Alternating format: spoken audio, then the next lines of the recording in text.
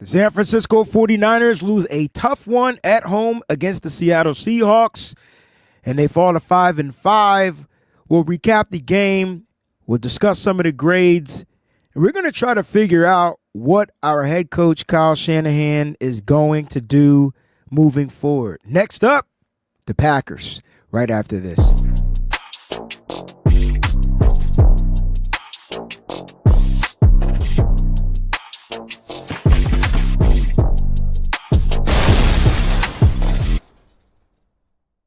What's going on, 49er faithful? It's your host, the WayneBreezie. Thank you so much for tuning in to the WayneBreezie Show on a non-victory Monday. It's a non-victory Monday. I know everybody was here last night on the overreaction show, and it was crazy because everybody was overreacting or reacting or however you want to look at it. And, you know, you just sat there and witnessed what you witnessed, and you were just probably like, what the heck am I watching at this point in the season? We are 11 games in. That's right, week 11. We are, 10 games in, 11 weeks in, and we're on to week 12, just like that. The San Francisco 49ers lost. I don't even know if you want to say it was a tough battle, but they lost another close one at home to an NFC West opponent, rival, whatever you want to call it. The Niners right now are currently 1-3 in the NFC West. It's just a tough season, tough sled, tough hill to climb up for the San Francisco 49ers. But, here's the bright side for everybody out there that may be in what we call panic mode. Doesn't matter. The bright side is it's not over yet. And the 49ers still have an opportunity to go out there and find a way to get into the playoffs. They're going to need some help, obviously, but really it starts with them. It starts with the 49ers changing the mindset, finding a way to get in. And I'm hoping at this point, right, with their backs against the wall, the San Francisco 49ers say, hey, man, it's win or go home. I think they need to treat every game like it's a playoff game in the NFL. It's not like the NBA or Major League Baseball or NHL. Sorry, got to put some stuff on my lips. Pause. Or I don't even know. I don't know if soccer does multiple games, but it's not like that. It's win or go home. So the San Francisco 49ers are going to have to figure out how to get it together. In spite of all the adversity that they're facing, they're going to have to figure it out. And, it starts with the head coach. When you look at Kyle Shanahan, not only does he look broken, but when you look at the team looks broken, and they put themselves into these situations where they're trying to figure out how to come out victorious on top.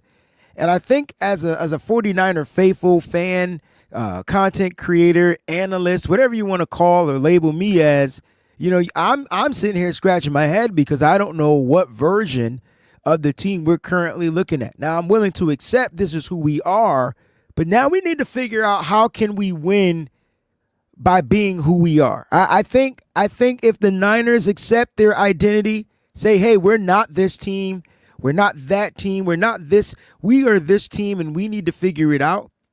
I think that's where the Niners are going to go. But look, the Niners lost, man. It was a tough, close game, man. 17-20. They lost by 3 points. Here's an interesting fact, because I woke up this morning and I said to myself, let me go look at the NFC West and let me see how the Niners are struggling in the NFC West, because they currently have 3 losses, right? So they lost to every team. And I'm like, man, they lost to the Rams by 3. We'll talk about context later, but they lost to the Rams by 3. They lost to the Cardinals by 1. And then they lost to the Seahawks by 3. Context, all in the fourth quarter, right? Context, we allowed the explosive plays. They were explosive plays. Geno Smith run, plus 10 yards, explosive play. James Conner run, plus 99, whatever, explosive play. The big throw down the field, the 2-2 Atwell, I believe that's who it was from the Rams, explosive play. Like the Niners defense at a point in the game has found a way to slip up and give up an explosive play, which would lead to a victory. And for those that want to blame the defense, that's your context. That's what's happening. But for those that want to blame Kyle Shanahan and the offense, and there's a lot of reasons why Kyle Shanahan gets the blame. It's not just because he's the head coach. I think many of us forget that Kyle Shanahan is also the offensive coordinator. And I think what a lot of people would want to see is, okay, Kyle, if you're going to be the head coach, fine. But let's relinquish some of the additive pressure by just getting somebody that could come in here and call plays and challenge and see things a little bit differently out there on the football field. And I think that may be where we're tripping up, because now if the league has caught up to Kyle Shanahan's genius, right? If the league is caught on to it, well, then Kyle's going to need a new way how to reinvent the genius. And I don't think Kyle is reinventing the genius. It's clear that every time we step onto a football field, the offense looks lethargic, it looks slow, it looks confused, they make mistakes. There's a bunch of reasons why.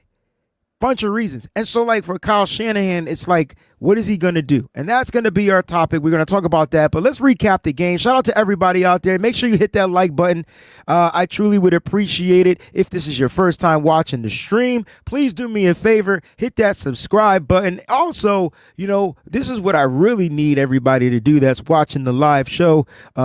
Please take this link and share it to a friend, cousin, mom, dad, baby, uncle, aunt, roommate, whatever. Share it with them so that we can pass the word on the WayneBreezie channel. All right, 49ers Throwback was first up in the building. Shout out to 49ers_throwback. Good morning, faithful. I know many are disappointed of yesterday's loss. Come join the show. Please make sure to hit that like button and subscribe. Appreciate that, man. Yeah, and this is why I'm here. I like doing the Monday shows more than anything. Win or lose, they're therapeutic for sure. And this is why we're here, for some therapy. We're here to we're kind of here not to overreact. We're kind of here to kind of put things into perspective moving forward. And I think, our faith definitely is being tested. I believe everybody loves this team. And I think I think a lot of us are a little bit confused out there. You know what I'm saying? A lot of us are just a little bit confused out there. Peachy Brown, salute. Breezie, salute to you as well. Don't Bother Me is in the building. What's going on, bro? My man Greg Dayton says, I really believe Sunday's game in Green Bay is a must win, or it's 100% over. Let's talk about that, right? Let's talk about that real quick. Why it's a must win. All right, first off, it's the team that is currently in the 7th seed, right?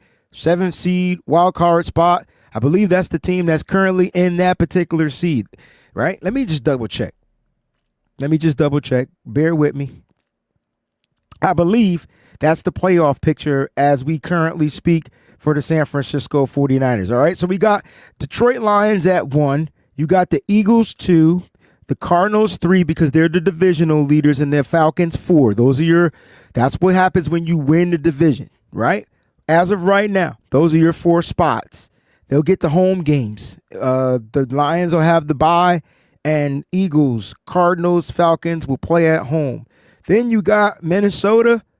My apologies. You got the Green Bay Packers, and you got the Washington Commanders. So I believe right now, currently, the Commanders are in that 7th wild card spot seed. Well, here's where it gets crazy. Even though the Niners are sitting at 5-5, they have an opportunity to go out there and play one of these teams, and they head to Green Bay. So when you say that this is a must-win, it can't be more must-win situation for the San Francisco 49ers because they have the opportunity to take a playoff seeding team as of right now. You got to say as of right now, right? Beat that team, it'll push them down, and then the Niners will possibly be in that 7th spot, depending on what happens between Seattle and Arizona this week. So there's a lot of things that can go into this. If the Niners do happen to lose and fall to 5-6, because the way the NFC conference is set up, it's going to be really tough for the 49ers to get in. As far as winning the division, I know everybody wants us to win the division. It's a possibility. Don't ask me how, but it's a possibility, meaning you need Seattle to beat Arizona. You need the Rams to lose, Everybody got to finish 3-3 and let it come down to the conference games. So there's a possibility. It's slim to none, but there's a possibility. Tanisha's in the building, says good morning. Alejandro in the building as well. Red Jet Shell is in the building, says good morning to all on the West, afternoon to all on the East. Be sure to like and subscribe. I appreciate that. So it's going to be crazy. My boy Ben, what's going on, broski? What's good, fam? Grand Rising. I know, man. It's tough. It's tough. Red and Gold Empire says, I honestly kind of feel numb to the losses at this point. I don't think the Niners will make the playoffs this season. You know, there's a lot of ways you can look at it, right? There is a possibility that the Niners don't make the playoffs. I think that's reality because the way the team looks and that the way the team is playing, let's just look at reality, right? There's those that are optimistic like myself that will say there's always a way, though. You can't. I'm the type of person that if there's a possibility, then there's a way. So I'm going to focus on the small percentage chance of it being a way. But when you look at this team, I think we can all come in agreement and say that something is wrong with the team. And I don't mean just the offense. I don't mean just the defense. Something is off. Something is wrong. Something is broken. Something is broken and it needs to be fixed. And the good news is it can be fixed. I think that's the good news. The issue is, well, how do you fix it? And none of us know we all have suggestions. We all have things that we can put out there in the atmosphere, but we're not the ones in charge, right? So we're not the ones calling the shots, doing that type of stuff. But the good news is that it is fixable. So I get it, man. I get it. There's a poll question going on right now. Sorry if I look over here because it's on that particular screen so I don't get confused. What is your vibe like on today? What is your vibe? Is it low? Is it mid? Is it high? You're in good spirits? Or are you confused? If I had to guess, if I had to vote, I'd probably be in that confused category. You know what I'm saying? I'll probably be in that confused type of category. All right, so let's just recap the game. Good morning to everybody again out there. I see your comments. If you guys got questions, please type in a question and I'll try to star it as I see it. I'm here by myself, so I'll try to star the question and then get to it toward the end of the show when I do questions and stuff like that. But, you know, just recapping the game.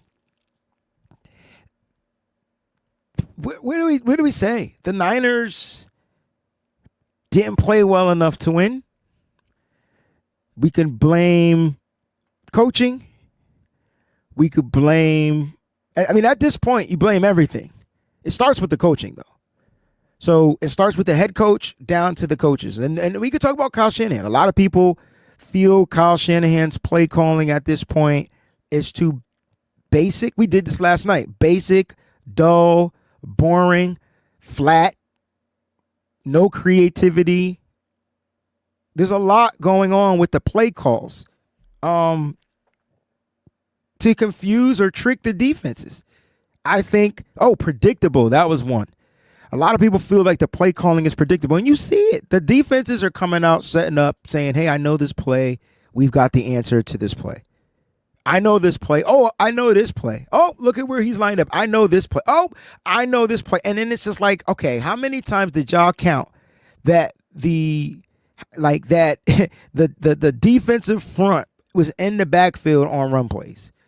Like, dang, can we at least hike the ball? Can we at least push the ball a little forward 1 yard or 2 yards? Can we do that? Can we? I don't know. Clearly it seems like Kyle's plays are predictable to where maybe he's keeping them basic because of who's out there and he's not dealing with all of the players that he knows that can run his offense to the high efficiency. I don't know.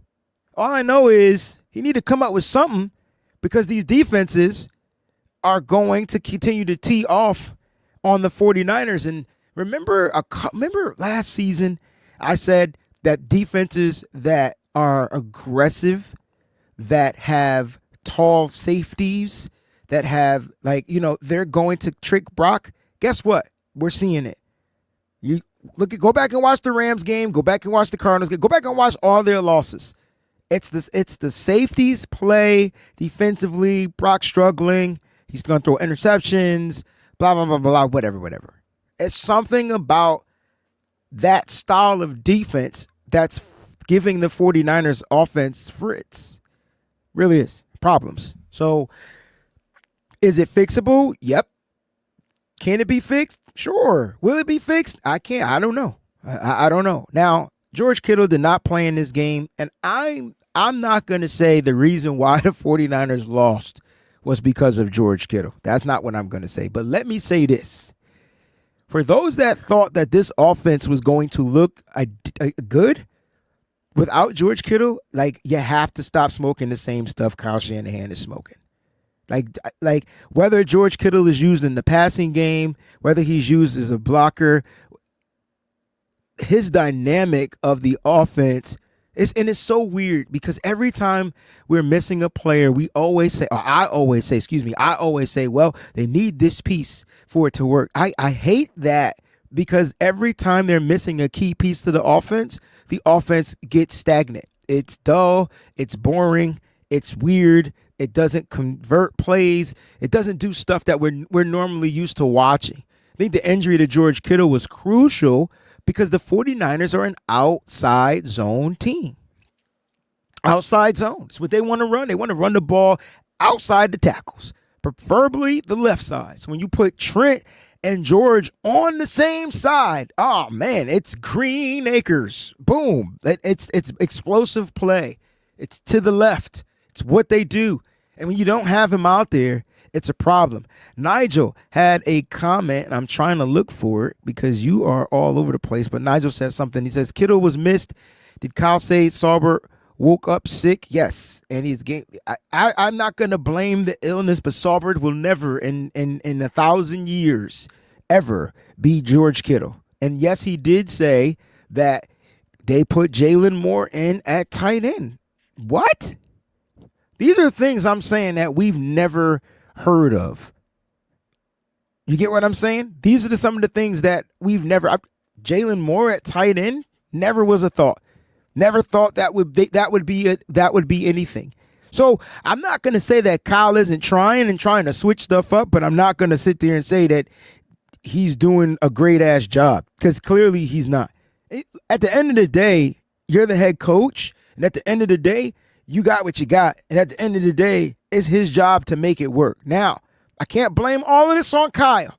I will give him his blame. But you watch this game, and there were plays that were not executed and too many penalties. Too many penalties. Matter of fact, let me go ahead because last night I didn't have the right number. I know we had a total of 8 penalties. Bear with me, because I need to see how many of those penalties were on the defense. Okay, so the defense had 3 penalties. So does that mean that the 49ers offense had 5 penalties? That's what I'm looking for. If we had a total of 8. Nope, we had a total of 12. Well, 10, excuse me. And a couple were offset. So the offense itself had 7 penalties. I was right. I knew the offense had 7 penalties, but the defense had 3 of them. So that's 10. Minus the offset joints. I don't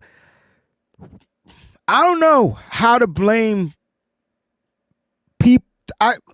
We blame Kyle because the offense is false starting. I can live with the holding calls, and I don't like them because they're holds and they're more yards. But the false starts, man. How is it that the San Francisco 49ers don't know when they're going to hike the ball? How do you false start? If you're the only people that know the timing, how is it a false start on you? I will never understand that one. Holds, I feel like, come down to the discretion of the referees. I think the officials will call it when they call it. And you live with it. Even if they're wrong or right, you just be like, that's the one you just kind of like live with. How about the illegal procedure call? How about having You had Ricky Pearsall and Jawan Jennings both off the line of scrimmage. And Jawan, you're the vet. Get your ass on the line. Or yell at Ricky and tell him to get off the line. Like, where's the communication? This team is discombobulated. That's the word. This team is really discombobulated. So where's the communication? Because every time we get a penalty offensively, it just forces Kyle to do all kind of crazy stuff with the play calls. Like, well, I guess we'll run a jet reverse sweep on 1st and 20. What? No. Where are the screens? Oh, we ran a screen. Got a first down. Called back because Jawan Jennings held. What? I'm telling you, it be them little things to why the offense just not ticking. So a lot of it could be continuity, players being out there. Jawan did a good job yesterday playing at the X position. I think Jawan Jennings had the best game overall, period. And the best player on the football field, hands down. But he did make mistakes, so we got to talk about the mistakes. It's these little mistakes. It's the mistakes are the reason why the score was as close as it was. Niners only got to the red zone 3 times. 2 for 3, 67%. That's a good number. But that wasn't enough. It wasn't enough. I don't get how that's not enough to beat the Seattle Seahawks. Mike McDonald had a game plan. People kept saying, oh, yeah. He's stupid. He got rid of these players. I kept saying the reason why is because those players didn't fit his scheme. He got players to fit the scheme. They didn't give up anything deep. Zero explosive plays in this game. Not one. Maybe a couple of runs over 10 yards, nothing in the air. They limited, took away all the explosive plays, which is what the 49ers offense in 2024 has been. Explosive play. Got to go back and watch the game. Try to watch it a little bit differently than what you watched the first time. I'm telling you, like, these are the little things that the reason why the Niners keep these teams hanging around is because they keep doing dumb stuff and allowing teams to hang around. They never put the game away. Now, to me, Kyle Shanahan, he has to find a way to get his team fired up because he knows at some point the team is going to make mistakes and the team is going to play whatever and the defense is going to get tired. Kyle needs a 40-point lead in the fourth quarter in order to win games now by 3. So he's got to figure that out. That's on the coach, and the coach needs to get the rest of the coaches and say, all right, coaches, how are we blowing these games? Because it doesn't make sense. It doesn't make sense.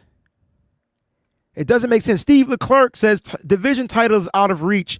1 game back with 7 to play. Okay, so I thought maybe all the teams could have finished at 3-3, and my bad. So out of reach. All right, title over with. Got to find that. Got to get into that wild card spot. And I like it. You know, it's what the Niners chose to do. This is the path they chose, and they gonna have to get through that path and find a way to get over it. The Niners chose this path. They made this bed. 1,000% made this bed. 1,000% made this bed. All right. We talk about lack of penalties. We talked about that. And let's talk about the lack of penalties because they are a reflection of the head coach. And, not all of them. Not all penalties are a reflection of the head coach. Not all of them. But the coaches have to do a better job at connecting to their players to let them know that penalties are unacceptable. Because it's not the coach's fault that a guy does a false start. It's not the coach's fault that a guy lines up offsides, Nick Bosa. It's not the coach's fault. That's not on the coach. That's the player trying to get a little bit of advantage. False starts, that means the offensive linemen are trying to be quicker back in their blocks. Holding, that's another conversation. That's technique. And the offensive line coach, that's not on Kyle. The offensive line coach, Chris Forrester's got to get with his line. He's got to get with the receivers. Got to get with these running backs. Got to get them to stop holding. So, yeah, they're all a reflection of the coach. But at the end of the day, these players are making the mistakes, not the coaches. The players are literally making mistakes. My boy Larry, what's going on, baby? The players are making mistakes. Why? Why are the players making mistakes in week 11? I think that is kind of like what we're alluded to. But look, the Niners didn't do enough offensively to dominate this game. And when you look at that, you go back to the penalties, it is what it is. And when you let teams hang around and you let teams kind of like just chill, and they're one play away from breaking the game. That's what happened. If you go back to the Rams game, let's go back to the Rams game, right? Let's go back to the Rams game. First divisional loss. First time Brock Purdy lost to the Rams. Let's go back to that game. What happened in that game? Niners were dominant. Defense gave up a bomb down the field. It sucked the life out of them. And next thing you know, we lost. Right? In layman's terms. Let's go back to the Cardinals game. At home. Right? We were at home, right? At the Cardinals game. How is it that we were up by 11, 10, whatever. How is it that we let them just run their way down there? Not once, but twice. And then let them win. Defense. Now we could, overall in the grand scheme, you could say Kyle's not putting up, he's not allowing his offense to put up enough points. I'm not going to blame Kyle for the offense not executing. That ain't on Kyle Shanahan. I'm sorry. Offense got to find a way to execute, because when you go back and you see a play miss, you be like, well, it wasn't the play call, because that would have worked, but the player dropped it or the player didn't execute it. Oh, and I ain't even going to get to the drop in that Rams game, because if Ronnie Bell just catches that pass, we win. See what I'm saying? But the issue is, why are we in that predicament? Or why was Ronnie Bell out there? That is on the coach. Like, that's the coach's fault. Why'd you put Ronnie Bell out there opposed to a different type of pass catcher that you know is more sure-handed? Why wasn't it that for somebody? That's on the coach. So there are things that you can blame Kyle Shanahan for 1,000%. The personnel out on the football field, that's all Kyle Shanahan. I don't give who's out, who's missing, who's injured. Kyle allows those players to go out there. He's expecting them to execute, and when they don't, the player is wrong for not executing, but the coach put him in that situation. So, yeah, man, a lot of blame to go around. But you go back to that Cardinals game, we lose that because we got literally bullied in the run game at the end. And then you go to this game, and a team that didn't rush much. I felt like, overall rushing. What did the Seahawks do on the ground? Let's see. What did the Seahawks do on the ground? Held them under 100 yards. Held them under 100 yards. 94 yards. They did average 6.1 yards per carry because the quarterback decided to take off and run. 94 yards. Who led the team in rushing from the Seattle Seahawks? Well, let's just check this out. Obviously, it was Kenneth Walker III. He had 54 yards on 14 attempts. But when your quarterback, Geno Smith, gets you 29 yards on 4 carries and is averaging 7.2 yards per carry, and one was for a touchdown to seal the deal, well, yeah. We could talk about that, because that, to me, is kind of like how, you know what I'm saying, like the game literally ended, all right? Kylie, what's going on, baby? Says the team needs some retooling, roster, coaching staff, for sure. Only thing wrong with this, though, Kylie, is we got to wait. I mean, only problem with this is, bro, we got to wait. We got to wait. We're in week 12, 13, 14, 15, 16, 17. We got to just wait. And we got to see how it pans out. I think win or lose, playoffs, Super Bowl, if we win, this team needs some retooling. Even if we win, I think the team needs retooling. Great comment. Great statement. 1,000%. All right, Gerald. Oh, why all of a sudden we can't run the ball when Christian comes back? The running game wasn't this bad when Mason was starting. Well, that's not true, because if you go back to the past couple of games before Christian came back, we didn't run the ball well. You could say it was because Mason was injured, but we did a lot of more, the outside zone. Oh, plus George Kittle was there. That like so when you got George Kittle on the football field, Christian McCaffrey's first game back, he's got to, you got to these running back, these players. We can't say for one player that it's going to take time for them to get into football shape and then expect Christian McCaffrey to come back in and jump in and be like he was in 2023. That's not fair. Christian McCaffrey's going to need games. He's going to need time to get into the rhythm. He's going to need time to build the continuity with the line. The line is used to blocking for Jordan Mason. We had a couple of explosive runs from Isaac Guerrero, but he was inconsistent, and many of y'all wanted him off the team until he got that last explosive run. Christian McCaffrey just hasn't broken out for an explosive run yet. They run different. Between the tackles, Jordan Mason is the guy. And this is my thing, right, with this particular situation. I don't know the health status of Jordan Mason, but clearly, if he's able to play, then why not just put both of these guys out there? I think that's why I'm confused, because there are fixes to the broken problems. Literally. Kyle was going to go with a 2 running back monster with the health of Elijah Mitchell pending. I understand Kyle trusts Elijah Mitchell. I get it. I get that. That's the issue with Kyle Shanahan. It's the trust situation.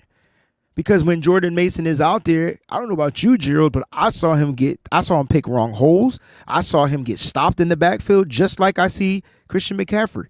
It's just that at the beginning of the season, he was dominant, and we were pushing the ball mainly in between the tackles. I hate the crackback toss play. I hate it. I don't even know why it's in there. But it worked yesterday. That was maybe the biggest run. What was the longest run yesterday? I'm sorry, the longest run. My apologies. Oh, wow. And so I thought that was the longest run, and it wasn't. That run that we're talking about in that toss play only gave us 8 yards. The longest run was from Brock Purdy, but then Christian McCaffrey had the most explosive run for 11 yards other than the Brock Purdy run. So I'm telling you, man, it's continuity. It's continuity with the line getting used to and Christian getting used to how this line is blocking. You got to give him time. It's just bad because the timing is off. We're 11 weeks into the NFL, and you're talking about giving a guy time, but you want him out there on the football field. He was out there for what? The majority of the game? Because he has to play and on your passing downs. Here's my issue. Brock made sure last week against Tampa, who was the check down guy? Christian McCaffrey. So why is Brock not checking the ball down to Christian McCaffrey in this game? He waited to the fourth quarter. If you're going to put Christian on the field, then you need to utilize Christian McCaffrey right.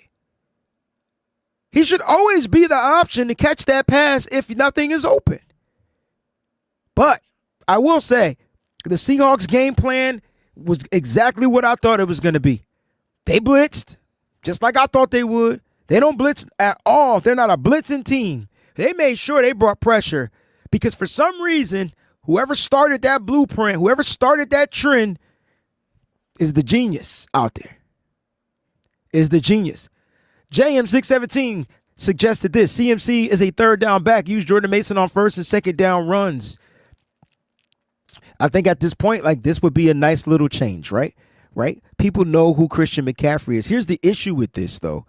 You're not trying to run on first and second down. If you're trying to throw the ball on first and second down, then the team knows Jordan Mason isn't a threat out of the backfield as far as a pass catcher. You could get him the ball, but he's not the same as Christian McCaffrey. Even Christian McCaffrey in his 2 games back has been a better pass catching back. And don't say he hasn't, because that dude caught a 30-plus yard pass with a ball floating in the air over his head on a broken down, busted pressure play.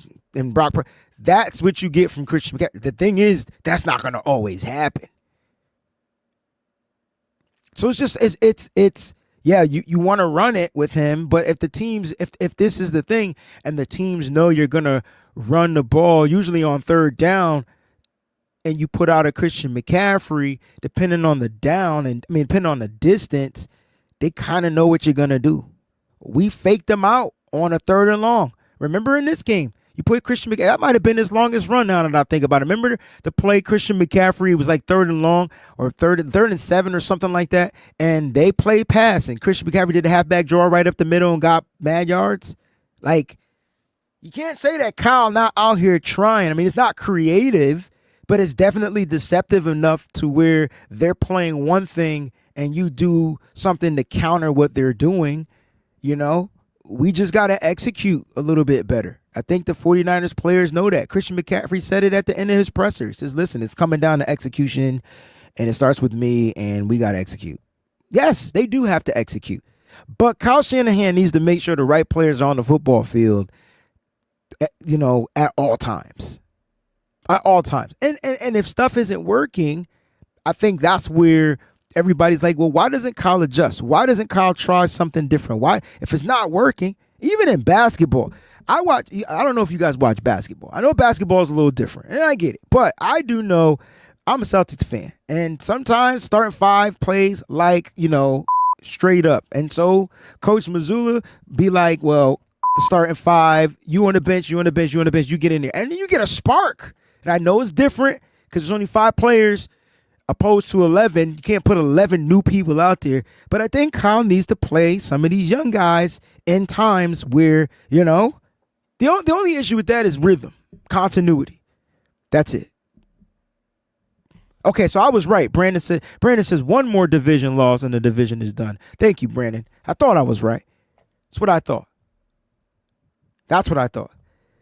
So there's a lot of things that Kyle Shanahan could look to try to fix. There's a lot of things that Kyle Shanahan's probably not going to fix. As you know, in this game, you lost to a rookie head coach. That was the biggest head scratcher for me.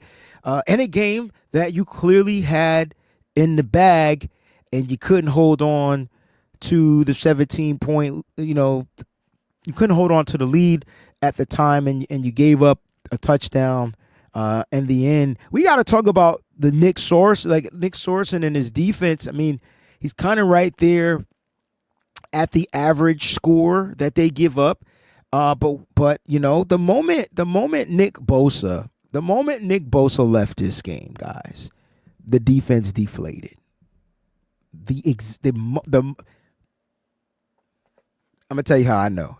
Let me read this comment from a man, Gerald, over on Facebook. Says this team is undisciplined. All right, so let's start with that. Kyle Shanahan needs to stay consistent and put the best players on the field. That I agree with as well. So we got 2 agreements right now. I got 2 agreements with your comment. All right. Jordan Mason had 2 carries the whole game. Correct. Jordan Mason, since Christian McCaffrey's return, carries have gone down. Just do not forget that Jordan Mason is dealing with a shoulder injury, and that could be a reason why it's not a heavy dosage of Jordan Mason. Remember, we never knew the severity of the shoulder injury, but we did know it slowed him down a lot. He did have a couple of runs. He averaged He was 2 for 13, 2 carries for 13 yards in this past game. So maybe Kyle's trying to savor the shoulder for real smash football. I don't know, but you're right. 2 carries the whole game. Defense held Seattle on a 3rd and 4th, and the offense couldn't even muster up a field goal attempt. Yes, they did. What's that saying out there, though? There's a saying out there that you're only as good as your last play or something like that. Yo, the defense did exactly what you said. And let me add this to that, Gerald. There was like 3 minutes and 36 seconds left, and the Niners got the ball back. And I'm pissed off at the offense more than I am the defense. And I'm pissed off at the offense, and I'm going to tell you why. On 2nd and 10, you could not have asked for a better play call. You can't blame this on Kyle Shanahan. You cannot blame this on Kyle Shanahan. Please don't blame this one. You can blame everything else, but not this. We talk about Kyle. We say that he doesn't draw up the right plays. Cool, fine, whatever. Guess what? 2nd and 10, he drew up the perfect play. He had 9 people in the box. This dude, Brock Purdy, read it. Set up for play action pass. I'm like, oh, there's only one safety. There's a safety. It's just a safety. I mean, Kyle was looking for this the whole game. And I will break film down on my Patreon. I don't do it on YouTube. They give me flags for some reason. I get flagged for everything. Kyle Shanahan was looking for single high safety all game, and that ain't what McDonald was doing this game. He was two safeties back there, which makes it a little bit more difficult to bust off explosive runs, pause, and to get those explosive plays down the field because they got two safeties covering. He finally got the matchup. Finally. My man, Juwan Jennings, wide receiver 1, is taking the corner and the safety. Like the corner and the safety went with Jennings. I can't wait to look at this on film. I seen this on national television, though, so my eyes saw this live. Debo had his man beat on a crossing route. And the ball sailed out of Brock Purdy's hand with no pressure in his face. Damn. If you could get a play back, that would be the playback. If you could get a playback, that right there would be the play you want back. Because you couldn't have asked for a better situation offensively. Now, look, man, I don't know if y'all know about the X's and O's. Listen, if you don't, probably want to go check out Johnny Dell's film right here. He does a great job at explaining the plays, whatever. If you want to learn it a little bit more in depth from my perspective, you got to join my Patreon. I give it to you as real as it could get. I'm not going to tell you anything other than, he messed up. Like, that's it. That's what you're going to get there. Look at the ball. It's floating. If Brock could get any playback, though, that would be the one. Why? Because that play right there would have gave the 49ers a first down. It would have forced the Seahawks to use their last timeout, and the clock would have been rolling, and the Niners would have been able to run the ball, and maybe you would have got Jordan Mason to close out the game. We will never know because of that one play. So I'm with my man Gerald when he's talking about the offense, but, bruh, the defense, the defense was as good as their last play. And they can't forget about a quarterback with mobility. The first play, they were in zone coverage. They were able to react a little bit differently because they're literally looking at the quarterback. But it was still a chunk of yards, right? It was probably like the 12-yard gain or whatever. On the second play, though, they switched to man. And Nick Sorensen, please stop fucking using man coverage at this point, bro. It doesn't work. Because when you look at the linebackers, who everybody says is responsible, people were blaming Devondre Campbell. I'm like, how? The motherfucker didn't contain. Yetur Gross-Matos didn't contain his edge. Leonard Floyd goes too deep in the backfield, and he makes a fucking move on him. What are we talking about? Well, here's why the linebackers couldn't get there. And I know people don't like Devondre Campbell because he's old and slow. Respect. But here's the thing. Fred Warner didn't get there neither. I wonder why. Oh, because they're covering downfield with their backs turned to the quarterback. It's common sense. They're in man coverage. They're covering a guy. You want them to leave their guy. They're supposed to react, leave their guy. Let's say they react too quick and leave their guy. Guess who's throwing the ball now? Geno Smith. And I would have took my chances. But Geno Smith was completing the most difficult passes in this game. He had pressure in his face and was making completed passes. I tip my hat to Geno. But on that particular play in man coverage, you got your guys covering down the field. Their backs are turned to the quarterback. The quarterback sees that. He says, I'm out. The edge is going to over pursue. Peace. To me, that's discipline. That right there is the Nick Bosa not being out there.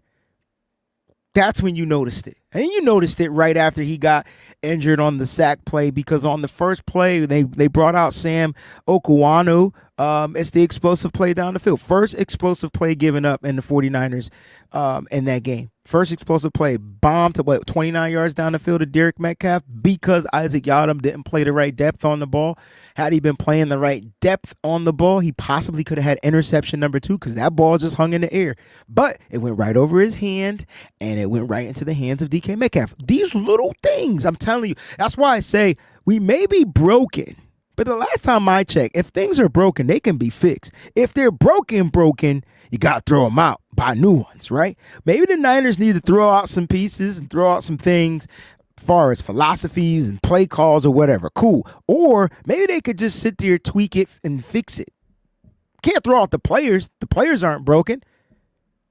That's why I think Kyle Shanahan needs to sit down in this must-win situation, have a meeting with the captains on the team and find out where they are. Where are my captains? Where are my captains? Kyle Shanahan needs to figure out where his captains are. If he can figure out where his captains are, their head is, their mentality, and all that type of stuff, possibly things can be fixed. For those out there that are full panic mode, listen, the season is not over. I've been adamant about that. It does look a little more rough, and the 49ers have put themselves into this situation. And so now the Niners, they dug a hole, and they're going to have to figure out a way how to dig a hole. But that was the game in a nutshell. The San Francisco 49ers just didn't play good enough to finish the game. They didn't play good enough to finish the game. And I know everybody out there wants changes. They're probably gonna happen over time. But right now, I think the only thing we need to figure out, or we hope our coaches figure out, is how are they going to travel to Green Bay? And how are they going to get a win in Green Bay? And Green Bay is a team that's struggling too. They don't look like the Green Bay Packers from last season. They don't look like that playoff Green Bay team. They don't. So the Niners have a chance. And it can start by heading out to Green Bay, taking care of business, and then focus on the next game. And like I said, if they change the mentality of the game, win out, boom, boom, boom, they'll be good to go. Let's go over some grading real quick per PFF. We'll finish with the injuries, and we'll dip up out of here, man, on this Monday afternoon/morning. Shout out to everybody out there again.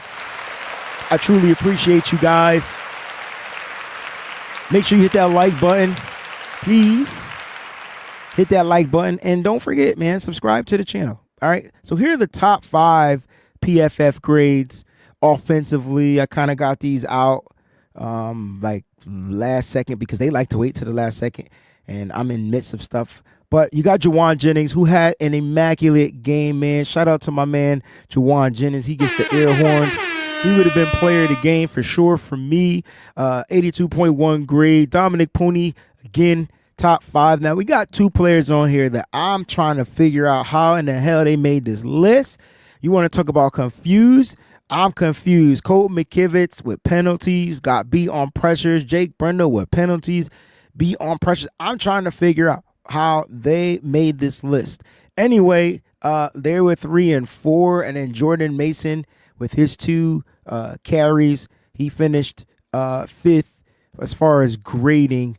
When I'm looking at the remaining grades for the offense, Christian McCaffrey was 6th with a 69.9. Trent Williams was 7th with a 68.6. Brock Purdy was 8th with a 63.7. And then Jacob Cowing and Isaac Guerrero, the 2 rookies, were tied for 9th and 10th. Cowing was only out there until he got the injury, the concussion. So those are your top 10 overall grades. Defensively, let's go ahead and switch up the screen a little bit and look at the defensive players. And here's the case, right?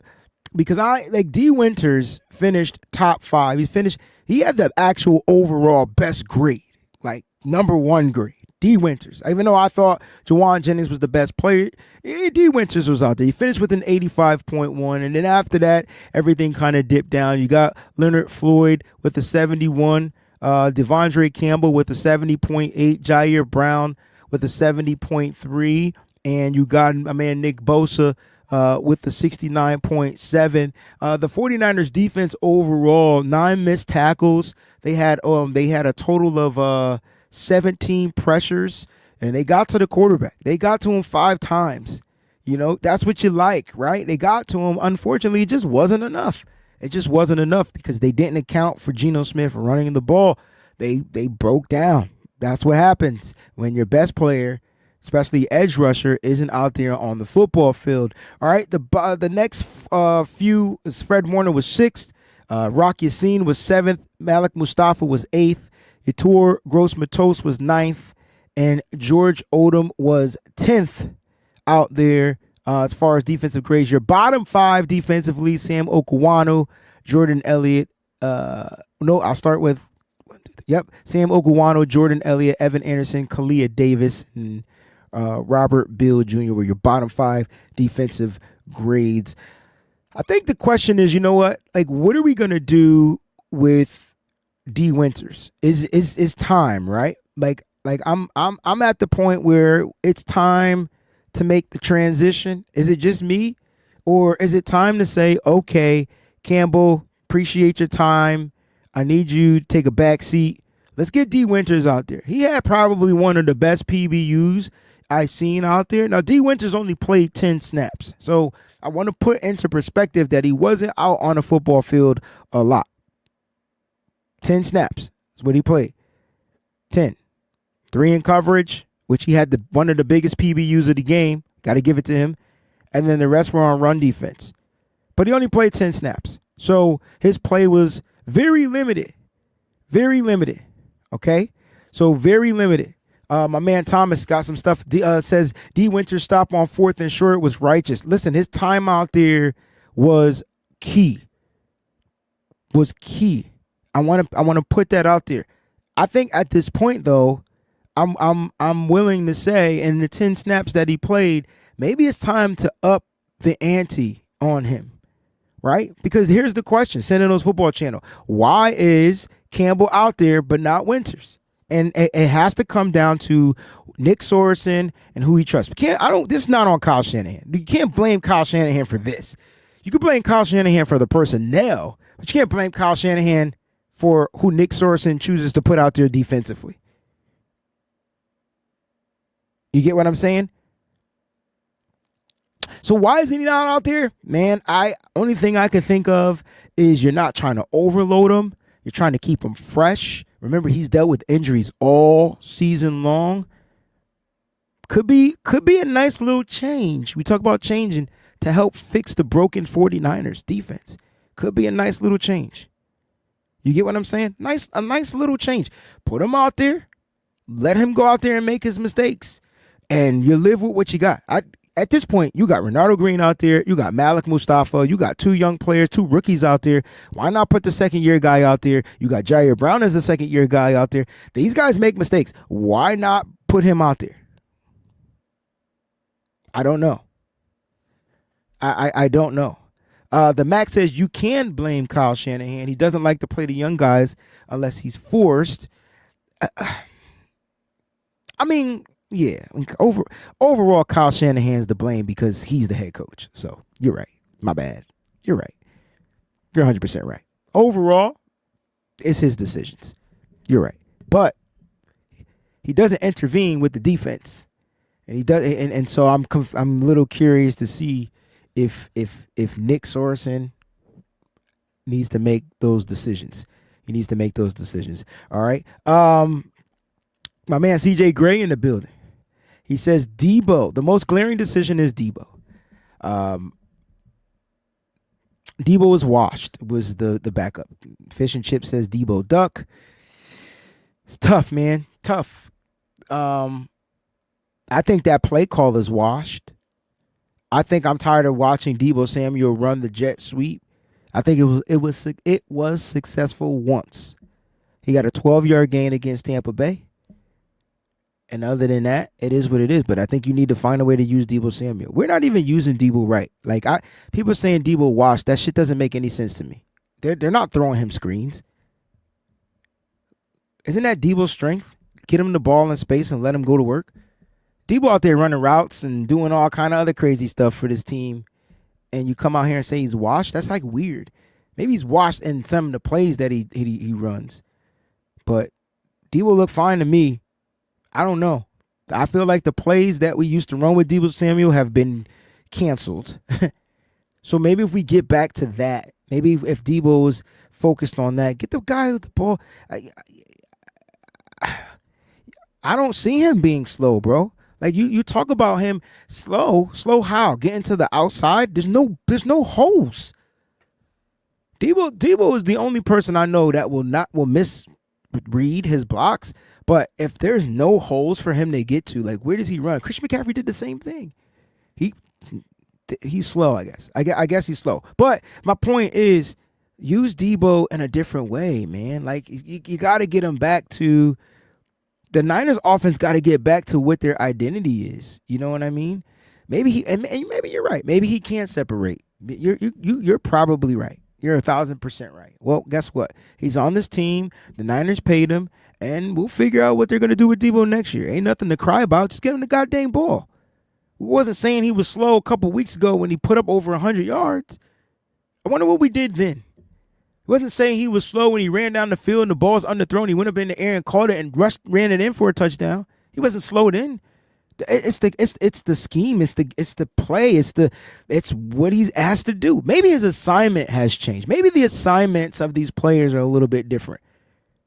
But I am tired of watching that damn jet sweep reverse play. How about that? How about we just X-nay on the fix-nay of that play right there? Unless you put somebody back there that the team isn't used to seeing. Like a Jacob Cowing. We'll end the game on the injury report. Now, some of these are a little, you can take it with a grain of salt. But Nick Bosa talked about his oblique injuries. We do not have official word on the injuries if they're obliques, but he said it feels like it's his oblique opposed to the hip. And Kyle Shanahan said it's not the same hip. It's the other side of this. It's the oblique. All right, that's what they're going with at this moment. So we won't know as of right now if he's going to be out. So if Nick Bosa's not out there, okay, you tore gross matos, you got paid too. Get your ass out there. Let's go. That's what I'm looking for from the defensive front. Chris Kosaric, and you know what? We talk about the players a lot. I need the coaches to get these players ready for battle. It's the coach's job, to me, for them to get their players ready for war. What the players go out there and do, that's on the players. But the coaches got to get these guys prepared. That's that next man up mentality. So Yetur Gross-Matos, who had a sack in this game, if Nick Bosa isn't ready to go, we'll love to see what Chris Kosaric is going to do with that front. Him, what are you going to do? That's his job. It's his role. It's his responsibility to get the line teed off and ready to go. It's Nick Sorensen's scheme and plan, but it's Chris Kosaric's job to make sure that defensive front is vicious, ferocious, violent, whatever. And I'm not seeing it. I haven't seen it for the past several seasons. I think that's what's missing. That's just me, though. That's my take. Jacob Conway did leave the game with a concussion and did not return to the game. So I'm definitely praying for our guy Jacob Conway for sure. Hoping everything is all right with Jacob Conway. Tatum Bethune, I didn't know he left this game with a knee injury. It's a possible MCL injury per the reports out there. So there's a possibility that he may miss time this season. It's some crazy stuff, man. These injuries are piling up for sure. I spelled his name wrong, so I wanted to make sure I got it right. Renardo Green left with a finger injury, but he did return to the game. And Kyle Juszczyk also left with they tested him for a concussion, but he was able to return to the game. We saw him out there close out the game. So yeah, man, this is gonna be a rough week for the 49ers. But listen, like we gotta bounce off of this loss. We talk about it. We get this stuff out of our system because there's a team we need to start preparing for. I don't know about you, but I watched the Green Bay game and they don't look great. Here's the first key to victory. I'm gonna give it away right now. Find a way to stop this guy out of the backfield. That's it. And he's not good at running, but as far as pass catching, he's been pretty damn good. And we talk about their running back. So Josh Jacobs has to be officially stopped. I thought the 49ers did really well as far as limiting the threat of the running backs for the Seattle Seahawks. It was the quarterback. Now, Jordan Love, if he becomes a mobile quarterback in this game, then damn. It is what it is. Oh, my man Jesse's in here. I missed what he said. What did Jesse say? He said that Debo was slow. He agreed with you. I'm not saying that Debo's not slow. I'm just saying at the end of the day, he still finds ways to make plays. And why are we not using him to his strength? I think that's more kind of where I am when it comes to Debo Samuel. Like, yeah, we need him to be a wide receiver. We need him to route guys up. We need him to do all that stuff. But man, Debo's more dynamic when he gets the ball in space.